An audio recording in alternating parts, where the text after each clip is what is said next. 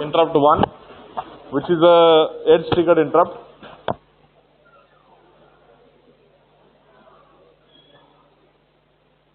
That is, yeah, 1 second. Yeah. Now, what I can see is this. Listen. IT represents type of interrupt. There can be interrupt in the level triggered, there can be interrupt in the edge triggered. Right? Like the clock we discussed in the DEC, the level triggered flip-flops and the edge triggered flip-flops. Similarly, edge triggered interrupt. IE represents if pin 3.3 representing IE1 represents interrupt 1, pin interrupt 1 going high to low. If that is going high to low, then IE will become 1. It is set by hardware, cleared by hardware. Is it clear? Please write this statement. IE1 represents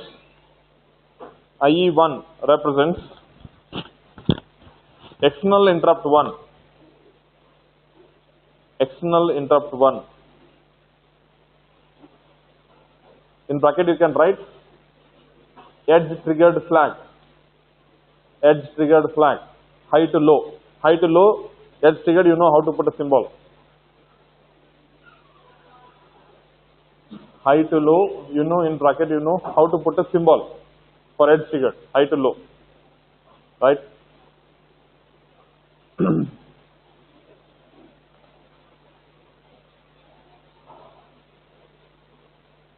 You said like external interrupt 1, right? In bracket they, with that you write pin 3.3 or INT 1 bar.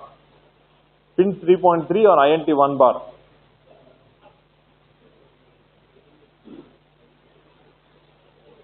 Right? You understood what it is? Right? Below that one more line. It is set by hardware. It is set by a hardware. It is set by hardware when C3.3 encounters high to low pulse. High to low pulse. In bracket that edge triggered symbol. It is cleared by hardware. We said like when it gets set. Now we'll say when it is cleared. It is cleared by hardware. It is cleared by hardware when ISR interrupt service routine is called. Interrupt service routine is called. What is interrupt service routine? We will discuss after second internals. Okay?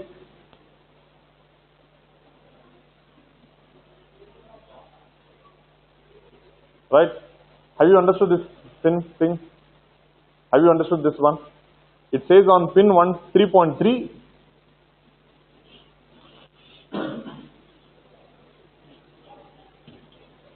if there is high to low pulse, IE will set by itself.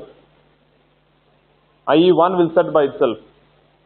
Then like it is cleared by itself when this interrupt is served. What do you mean by interrupt serve execution of interrupt service routine? We will discuss after the internal. Till then you should remember this in TCON there is one IE1. We will again connect that discussion on this now. But just remember in the TCON there is IE1. Okay. Next one. IT1.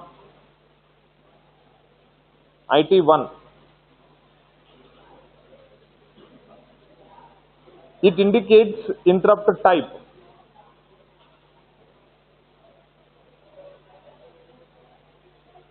It indicates interrupt type. It is set or cleared. It is set or cleared by a software. It is set or cleared by a software. It is set or cleared by a software to specify to specify edge or low level triggered interrupt, low level triggered external interrupt, low level triggered external interrupt. You have written IT1 or IT just? IT1, then external interrupt 1. Edge or low level triggered external interrupt 1. So external interrupt can be made as, listen to this, low level triggered or edge triggered. Based on this, it is set by software. If you set it, it will become edge triggered. If you clear it, it will become low level triggered. Is it clear? This is our definition of interrupt. I want interrupt to be like this, then it will, we have to specify here, edge triggered or level triggered. Edge triggered or level triggered. IE1 is set by itself.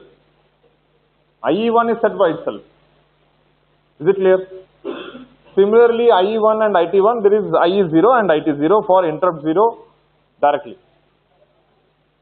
Right? We will discuss this again, this part of the TCON, again after the second internal in detail. Right now, for your information, these are the details. Clear? Right, next one. Yeah, now we will go to that part, whatever we were doing yesterday. Square program, Duster, Balaji. Student. Yeah, it is here, Balaji is here. Right. So whenever you write a program related to the timers, what is the first step? What is the first step? Whenever you want to write a program related to the timers, what is the first step? Set the mode first. In which mode you want to operate the timers, you have to set that first. So first we should set that.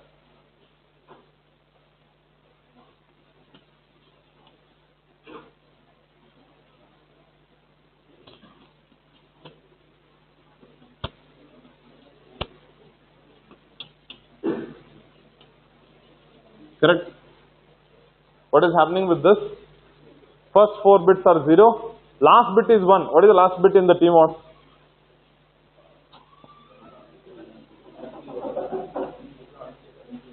M0. Correct.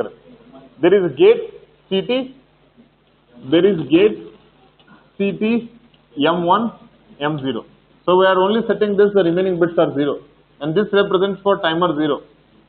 For timer 1, all are 0. This is 0, 1. You are understanding? Yesterday we have discussed T mod register. With respect to that, this is 0, 1. That means M is 1. M is 1 means timer 0 is operating in 16-bit mode, timer mode, not counter mode, and software controlled. Is it clear? This indicates software controlled, this indicates timer, this indicates 16-bit mode. Clear with this? Right. So we have the timer 0 to operate in that condition, whatever the condition is said now. Now what we have to do? T mode we have set it. Now we have to put a value for timers. We know that timer will only do up counting. It will not do down counting. So if you don't initiate the timer values now, it will start from 0, 0. If you want it to initiate, then like we'll have to initiate it with some value. Move th0, comma hash th, right? Th we will make it as ZFF. You're understanding this? th0, that t0 has th0, tl0. th0 I have made it as ff. Another one, move tl0 hash 0x fe. Right? So in this, with this, what I have done is timer 0 equal to ff fe. This is th0, this is tl0. Is it clear? This is what I have done there. Right? Next. Now I have a value for this and this, everything is ready. Everything is ready. So what I do, if I start a timer now, listen to this. I want to generate a square wave, right? So what I do is I will initiate a pin and change that pin. Whatever the pin status, we will complement it. CPL P1.5. CPL P1.5. Whatever the pin status was there for CPL, it will be 1. By default, it will be 1. Now it will become 0. Right? Now what I do, I will call one delay. Call delay. What is the delay that I have to do? I will write here.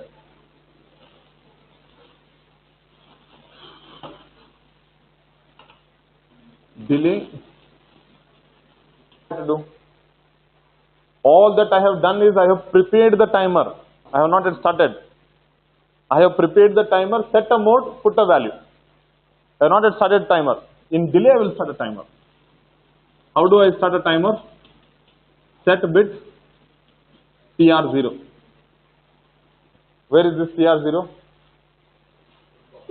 In TCON register, there is a bit called TR0. TR0. Yesterday we have discussed this. What do you mean by this? What happens now?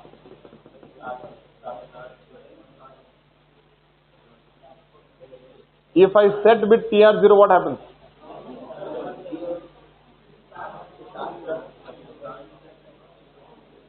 Now listen. What I said as a timer. Timer is a 16-bit register configured in the up counter design. If you give a clock, it starts. Yesterday I said this. When giving a clock, put one AND gate there. Give a one input of AND gate is a clock. Another input of AND gate is TR signal. If TR is 1, this TR0 is 1. The clock will go to timer 0. You are understanding this? Are you understanding this? Right. So if I do this, the clock will pass to the counter. So counter will start now. What should I do next? Counter will start now from what value? T0 is there. It has a value FF, FE. Right? Once you give TR0, clock will come here. It will become what? It will go to the next level, FF, E, F. Yeah. Right? T0 value is this. Next one more clock cycle, what will be the value? All 0, 0. What is there any difference in the TCON register when it goes from this state to this state? What is that? So we should keep monitoring the TF bit. If the TF bit is 1, then we should come out of the loop. That means timer has reached the maximum value. We are terminating the loop. We'll discuss this. This is one example program. How to write a timer programs, right? Then we can do a lot of variation in this. This is a basic fundamental program, right? So what I do now? Jump on no bit. Jump on no bit. TF0. TF0 is 0. Then you should jump to where? It should jump to where? It should jump to its own location here. The dollar indicates here. The meaning of writing dollar here is writing here, here, and then here. Instead of doing, if TF0 is not 1, then jump back to this original location. Is it clear? Shall I write it in the original way? I felt like this will be easy. Did you got what is dollar? What is dollar? So it will be keep jumping here till TF0 becomes 1. Right? Once TF0 becomes 1, that means timer has reached its maximum value. What I do? CLR TR0. Clear TR0. That means stop the counter. CLR TF0. TF0. It was set by 1 by hardware. Now I have cleared it by software. You got it? TF0 flag is set by hardware, cleared by software. I have not set it. It got set when this reaches from overflow, FFF to 000. Then it set it, now I am clearing it. So set by hardware, cleared by software. Clear here? Right. So I have stopped the timer, cleared the flag, then I do return. Where this return will go? Here. Call delay. What is the next instruction here?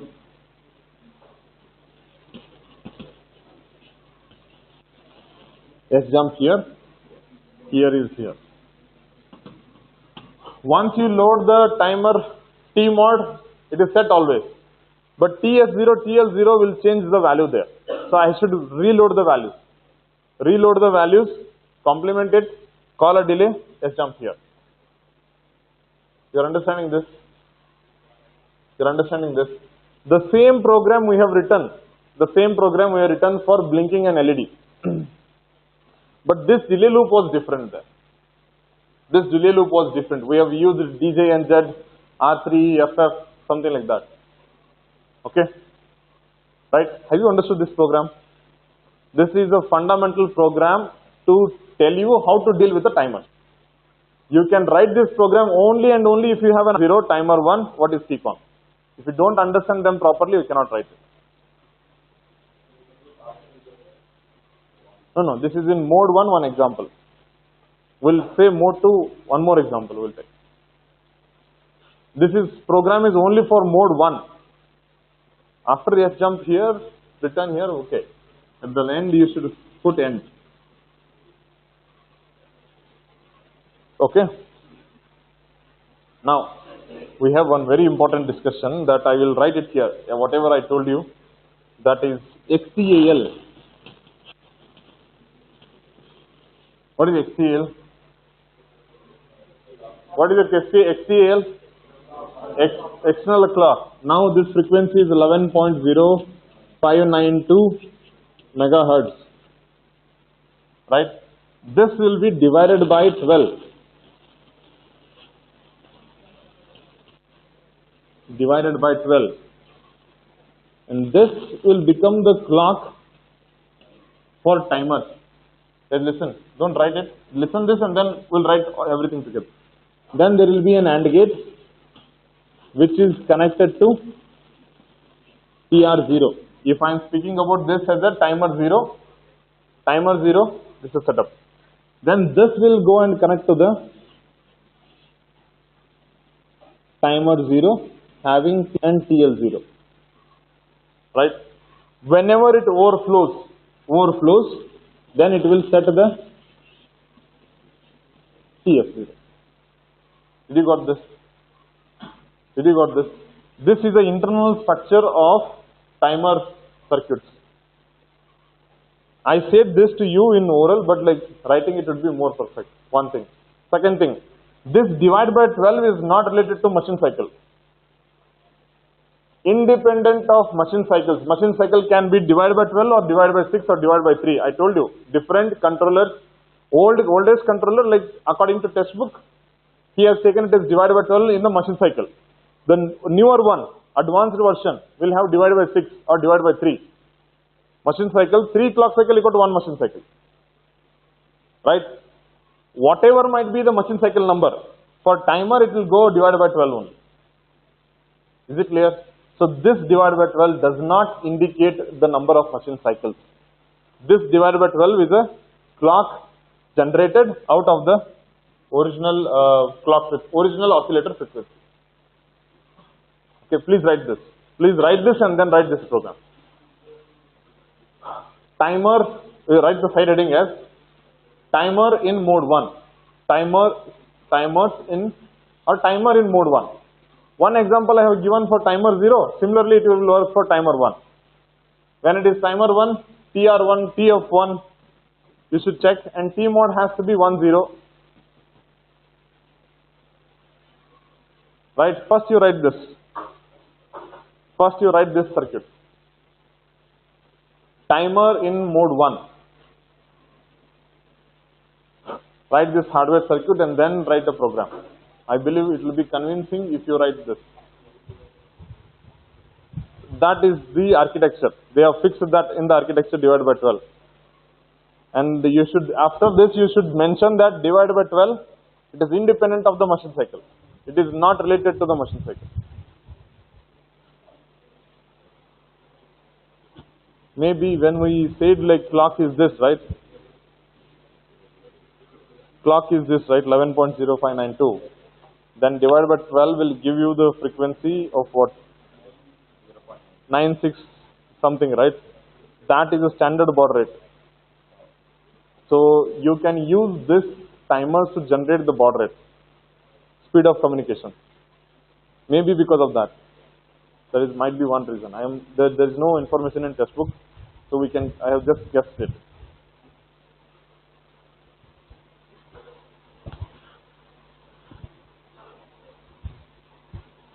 Do it fast. Any doubt? This is a fundamental program. It's very important to understand this.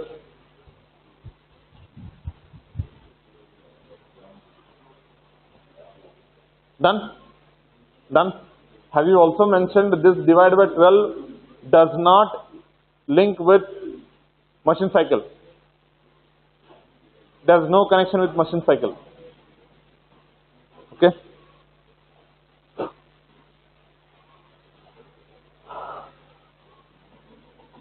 See, I tried here to control the fonts, then I lost it again. Can't do anything. You know what is the problem? Do you know what is the problem? Ignorance is only a problem. If you ignore something, then like you will get into problem. If you don't ignore, be conscious every second, you will not fall into problem. Right, done? Any doubt? Any doubt? The program is clear. This concept is also clear. Right? Now you just calculate what is the time delay generated by this program. What is the time delay generated by this program? This is of 2 machine cycles. This is of 2 machine cycles. This is 2 machine cycles. This is 1. This is 2. This is 2 again. So I will rub this part.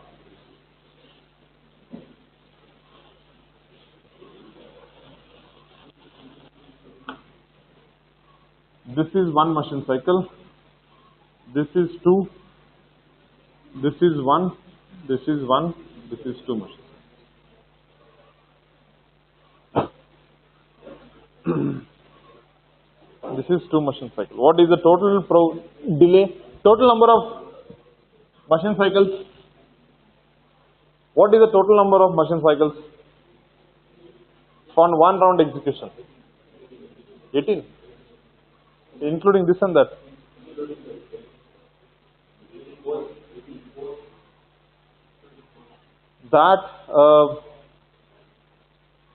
Yeah. So whatever now it is 18, right? Okay, we'll write 18. According to whatever I have written, you said it as 18. Correct, right? We'll discuss what is right now, what is wrong. Now listen. These are standards. For every immediate address mode, there will be 2 machine cycles.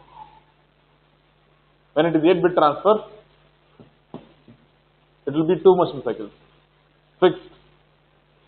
The CPL is just 1 bit change, like doing 1 bit change, it will be 1 machine cycle. How do I know it? It was there in the instruction sheet. I just studied and came to class. That means like only practice will work for you. You will not have an instruction sheet at the end. So call delay, L call delay is 2 machine cycle. The S jump is 2 machine cycle, and these are the details, right? Now what will be the frequency of this pulse on this pin? Whatever the square wave we are generating, what will be the frequency? For that, how do you judge? How do you judge? How do you judge based on this? This you have to see in the next lab. The next lab is tomorrow, right? Tomorrow you have a lab. You are back. Tomorrow you have a lab, right? You write this program and there is a logic analyzer. We use that and like see like what will be the output. Okay. Right now I will just try to explain it. Pin number 1.5. What will be the value initially? 1. So let us say this is a graph. Let's say it starts with 1. It stays 1 for 2 machines. Okay. What is the easiest calculation method? Assuming XTAL is, if they have not given, you should assume XTAL has 12 megahertz. So that like 1 microsecond is a time you'll get. 12 megahertz divided by 12 megahertz. So one machine cycle is what? 1 megahertz each. 1 megahertz is 0.1 microsecond. You're getting this, right? Otherwise, you have that 11.059 as standard. Use that. 1 microsecond. 1 microsecond. If you use 11.0592, what will be the value?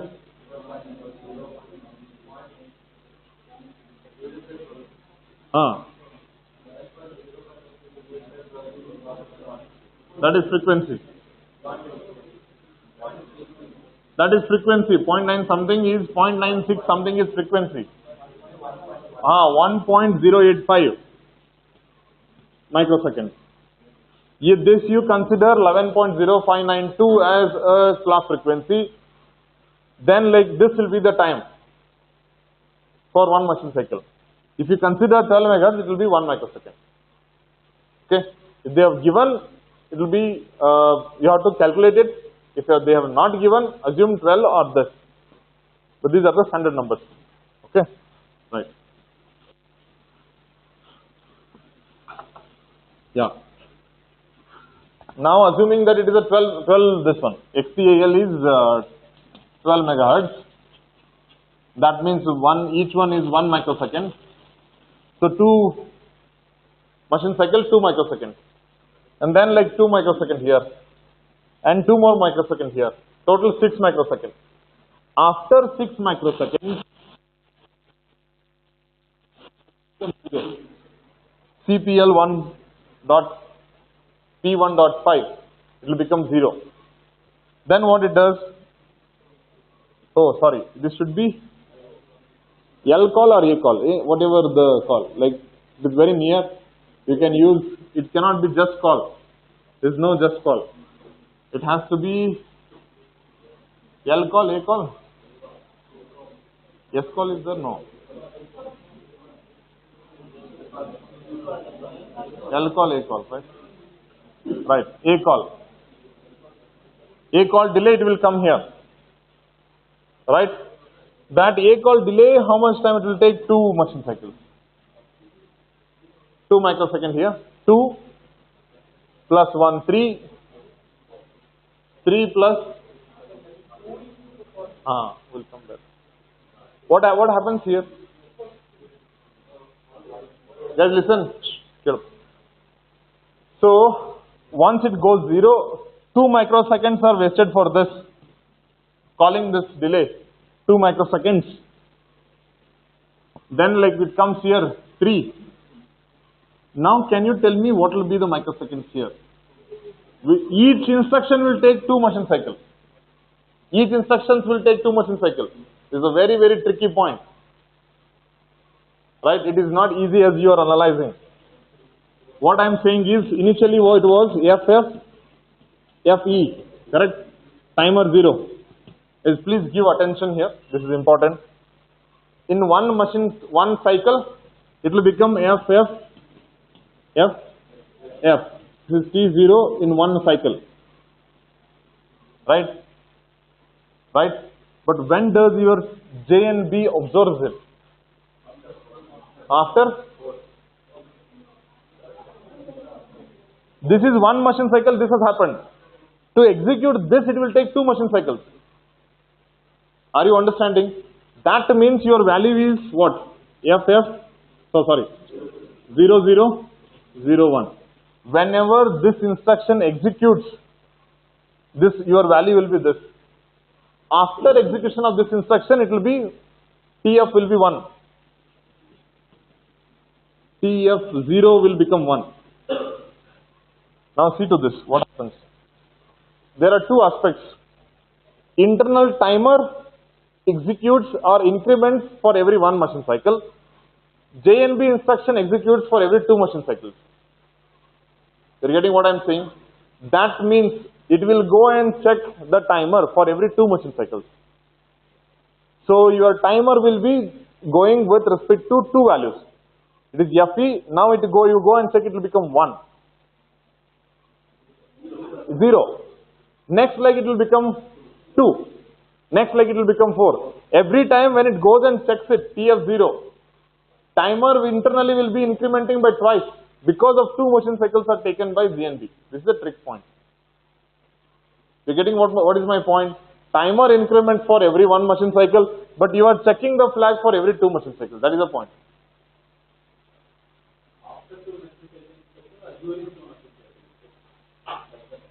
After 2 machine cycles. No, sir. To execute that instruction, it takes 2 machine. 2 machine cycles. During that 2 machine. The execution when it happens, right? It takes the value and then go for execution. Now, with that respect, that is what I am saying. Initially, TF0 is 0, right? Now, after 2 machine cycle, it has become 1. Now, you go and check, execute this instruction, TF0 is 0 only. Because before happening this, it has taken that into consideration. You're getting a point. This is the only tricky point in whole the timer program. If you understand the physical structure, it will be easy to write a program. But you should visualize it so that like you are checking the timer flag, overflow flag for every 2 machine cycles. That means you're taking TF0 before execution of this instruction. You take the TF0 value, go and execute the instruction. To execute the instruction, you require 2 machine cycles. Before, as you are taking this before this one, your TF flag will be still 0, though it goes to the 0, 1. You are getting my point? No? Still, we'll repeat it once again. First thing you should be very clear, guys listen, that timer updates itself for every 1 machine cycle. Right? Timer, sorry, not 1 machine cycle, divided by 12, now it is same, so 1 machine cycle. Right? You are checking the timer overflow flag for every 2 machine cycle. Every 2 machine cycle. What do you mean by checking? You will take the TF0 value and check whether that has become 1. If that has not become 1, you will jump back to here only. When will you take that TF0 value? Before execution of this instruction. Before execution of this instruction, when you start a timer TR0, what will be the value of timer 1? Sorry, timer 0? Before execution of this instruction. Yes? No. It started, when it started, 1 instruction is over, that means it is executed 1 time. FE will become FF. You are getting my point? Now you are coming to here to check the TF0, TF0 will be 0. Only FF becomes 0. After becoming 0, TF0 will set.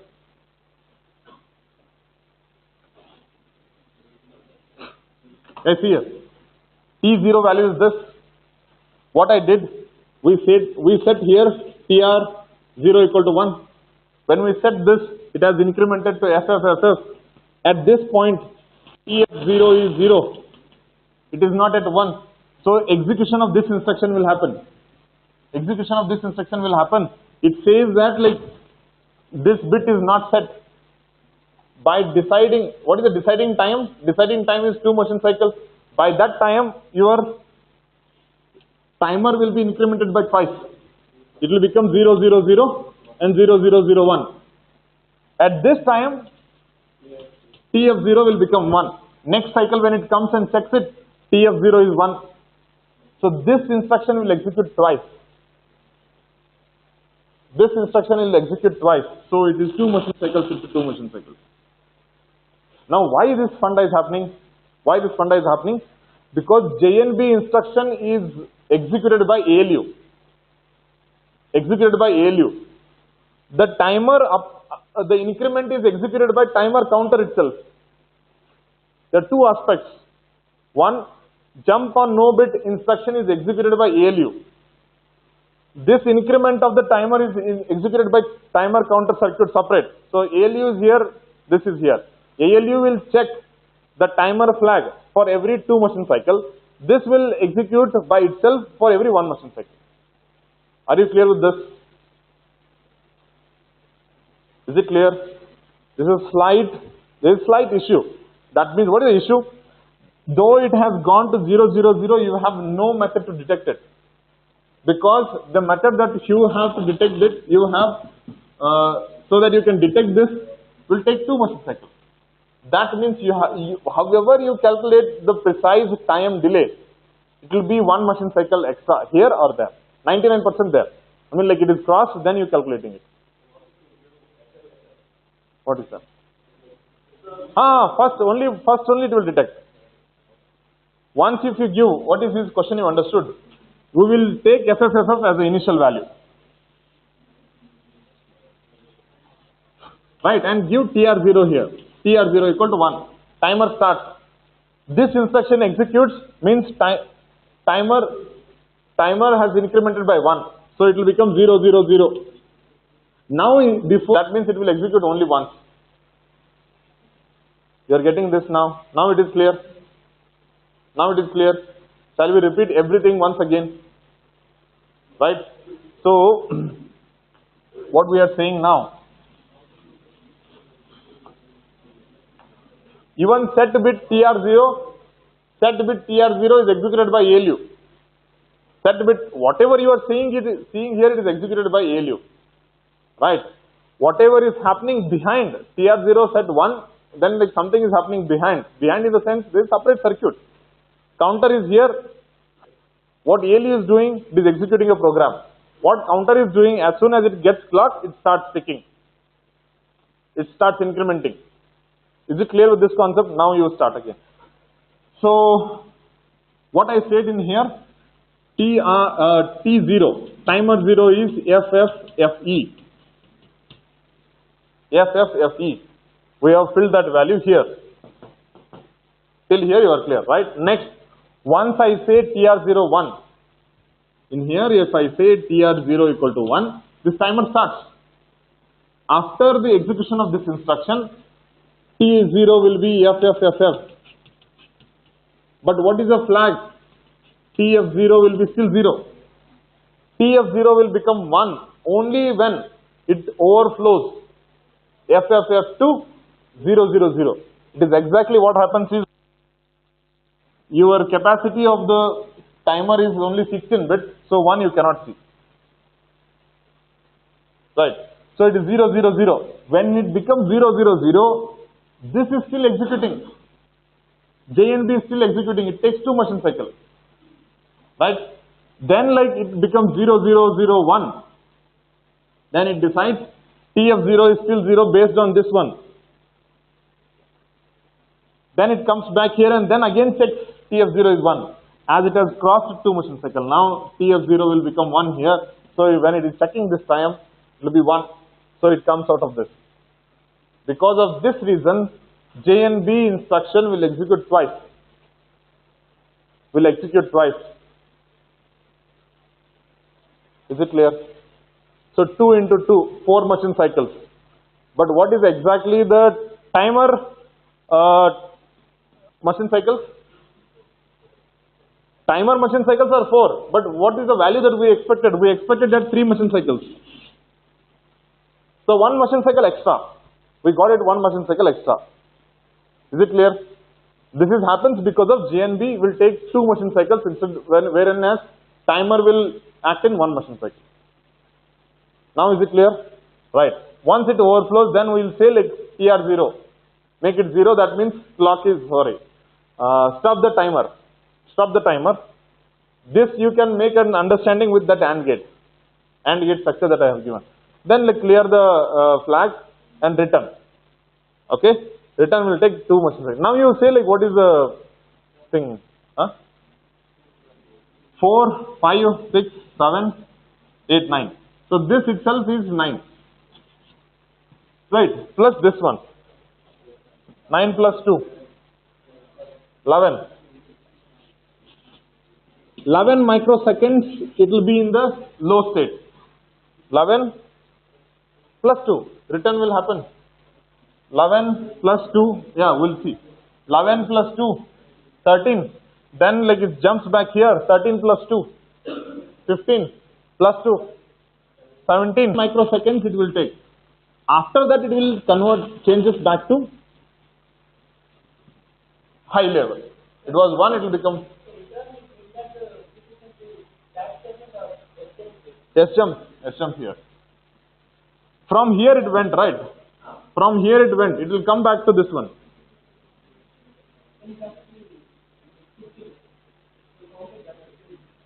No, I didn't get you. Which one? No, A call delay is before this. See, this was 1. Well, when we are going there, we have converted this to 0. Right. After that, we have to calculate this also. You understand? You understood? No. Till here it was 1 year. After execution of this instruction, it will become 0. Right. Now from here, it has become 0. It starts from here now. 0 starts from here. 0 starts from here. L call delay 2 microseconds. 2 microseconds. Plus 9. 9 plus 4. 9 plus 4 is 13. Then it just jumps back here and plus 2. 15. Plus 2. 17. After 17 plus 1. 18. After this it will become 1. Totally 18 microseconds. Yes. First one will be for 7 microseconds. After execution of this instruction, it will become that. Is it clear? Next, what happens? 18 microseconds. After 18 microseconds, again this will start. 2 microseconds, 2 microseconds plus 9, again plus 2, plus 2. So 18 microseconds here again. So 18 microseconds plus 18 microseconds, 36 microseconds is your one cycle. So what is the time? What is the frequency? Quickly. What is the frequency of the square wave?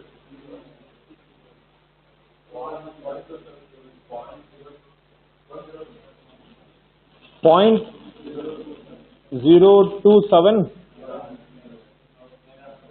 megahertz.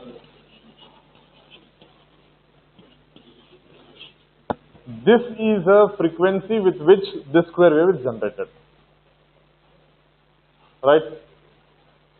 Is it clear? Right. Now I have one quick question. Don't write it. We'll discuss and then write it. Now I am very, very clear that I can generate this square wave using two types of delay loop. One delay loop with a timer, another delay loop using DJNZ without a timer. Right? What is the best method? Why? Huh? No, in that also we have calculated it was accurate only. What is the difference? Calculation? Not easy. It is confusing here. That was simple, direct.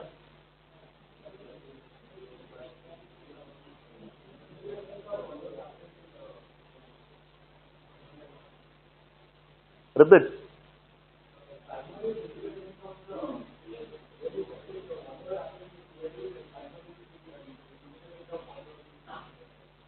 You understood his point?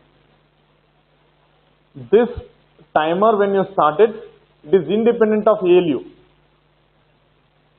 It keeps by counting by itself. You don't need to worry about like incrementing a timer or decrementing a timer. You don't need to worry. You just need to worry about checking the timer flag. We can also change this. Make it as an interrupt so that whenever it finishes, it will rise an interrupt. I don't need to check. Now what I am doing, for every 2 machine cycles, ALU will come back here and then like check this. Every 2 machine cycles. Between that, you can, if you don't want to check it for every 2 machine cycles, you can execute or give some other task to ALU because timer is running anyway. You're understanding what is my point? Timer will be running anyway. It is like this here. Like when you are running 100 meter, your coach will stand there and with a timer. You are running. Your ALU. This is the timer. Timer will be running anyway. You don't need to worry about like how much time you have taken. He will count it. You just run. You're understanding? You're understanding? So there are two independent hardwares working in parallel now. One is timer, another one is ALU. ALU does execution of the program, timer just counts.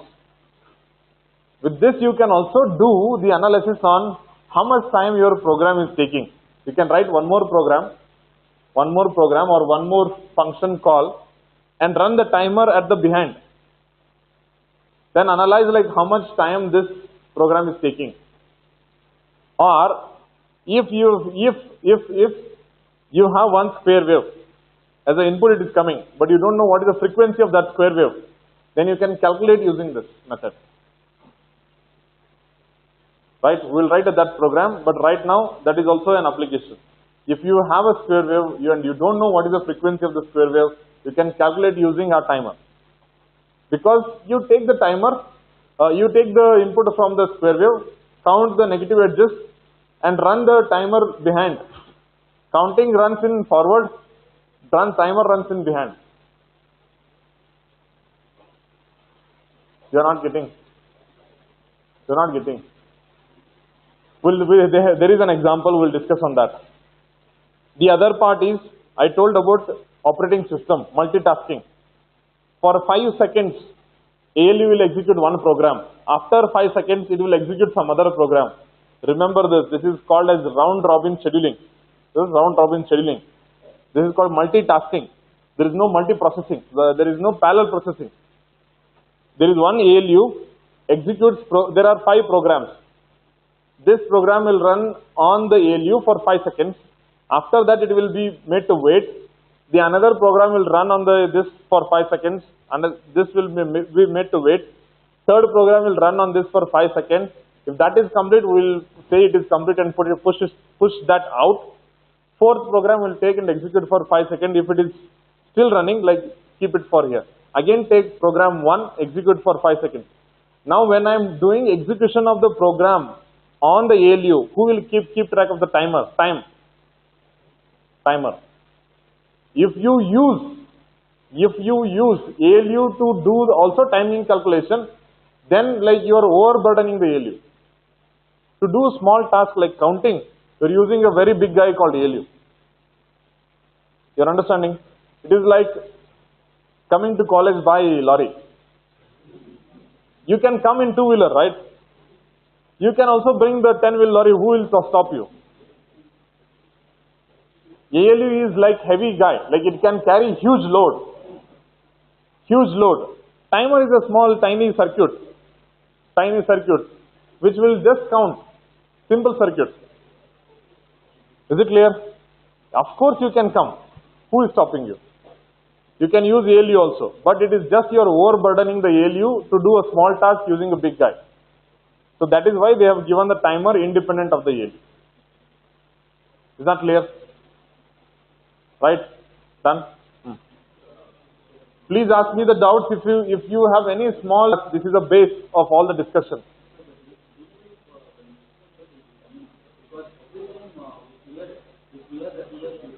Then the hardware should again take one clock taker and then.